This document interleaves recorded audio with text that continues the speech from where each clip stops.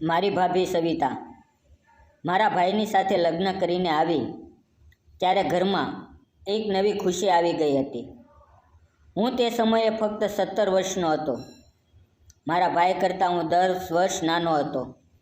ભાભી ખૂબ સરળ, સુંદર અને સ્માર્ટ હતી. મમ્મી કહેતી, આવી વહુ તો આપણા સારા ભાગ્યથી મળી છે. શરૂઆતમાં દિવસોમાં હું ભાભીને બહુ ઇગ્નોર કરતો. મને લાગતું કે એ મારા ભાઈ માટે છે, મારી દુનિયામાં એની જરૂર નથી. પણ ધીરે ધીરે જાણ થઈ કે ભાભી માત્ર ભાઈ માટે જ નહીં, આખા ઘરની દુનિયા બદલવા આવી છે. ઘર નાનું હતું, પણ ભાભીનો પ્રેમ એટલો મોટો કે બધા માટે પૂરતો હતો. ભાઈ ઓફિસ જાય ત્યારે ભાભી મમ્મીને દવાઓ આપતી, મારી નાની બહેનને સ્કૂલે મૂકવા જતી અને પાછી લાવતી, અને મને ભણવાની જવાબદારી પણ તેણે લઈ લીધી હતી. મને ગણિત બહુ મુશ્કેલ લાગતું. ભાભી રોજ રાત્રે મારી પાસે બેસીને સમજાવતી.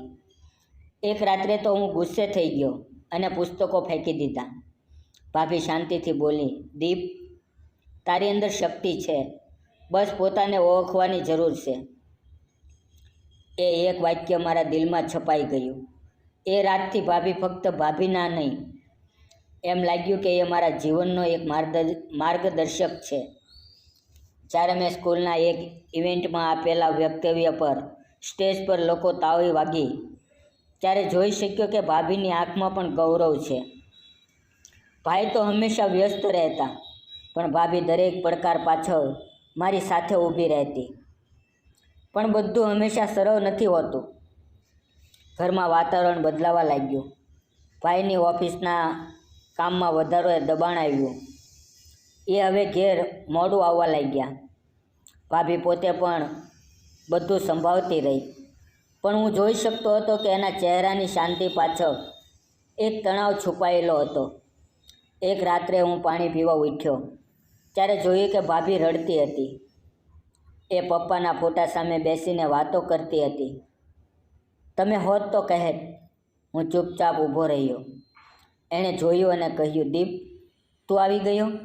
માફ કરજે. મારા મનમાં અસહ્ય લાગ્યું. આવું તો ન થવું જોઈએ. પછી મેં ભાઈ સાથે વાત કરવાનો વિચાર કર્યો, પણ ફરી વિચારી લીધું, કદાચ એ બંને વચ્ચેની વાત છે. બીજે દિવસે રવિવાર હતો. ભાઈ ઘેર હતા. ભાભીએ નાસ્તો બનાવ્યો અને હું પણ મદદ કરવા ગયો. ત્યાંથી બધું ફરી સુધરવા લાગ્યું હોય એવું લાગ્યું. પણ એક સોમવારની રાત હતી. હંમેશા ભાભી ઘરની દરેક લાઇટ બંધ કરી પછી સૂઈ જતી, પણ એ રાત્રે હું જોઉં છું તો એ ઘરમાં નથી.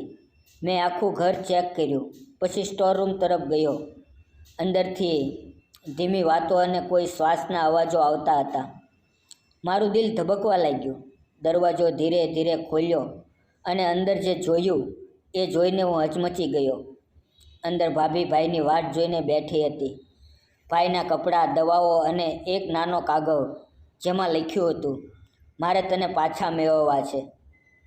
ભાઈ થોડા દિવસથી અલગ રૂમમાં સૂતા હતા. તેમની વચ્ચે વાતચીત થતી નહોતી. ભાભી ભાઈ માટે દર સોમવાર ભગવાનને માનતા રાખતી. એ ભાઈ માટે વ્રત રાખતી અને સ્ટોર રૂમમાં એકાંતમાં તેમના માટે પ્રાર્થના કરતી. મારા પગ નીચે જમીન ન રહી. મેં મારી જાત પર શરમ આવી. શંકાએ મારું મન ખાઈ લીધું હતું. ભાભી મને જોઈને થથરાઈ ગઈ. એણે પૂછ્યું, તારે કંઈ કામ હતું દીપ? હું ઢળી પડ્યો. માફ કરજો ભાભી, મને ખોટું લાગ્યું. એ ઊભી થઈ અને કહે, તું સમજદાર છે દીપ. આજે નહીં તો કાલે સાચું જાણવા મળ્યું હોત. આ ઘટના પછી મેં શીખ્યું, વિશ્વાસ જ દરેક સંબંધની દોરી છે. ભાઈ અને ભાભી ફરીથી નજીક આવ્યા. હું હવે એમનું ગૌરવ છું. આજે હું નોકરીમાં છું, પણ ભાભી માટે હંમેશા એ દીપ છું જે એકવાર અંધારામાં ભટકી ગયો હતો.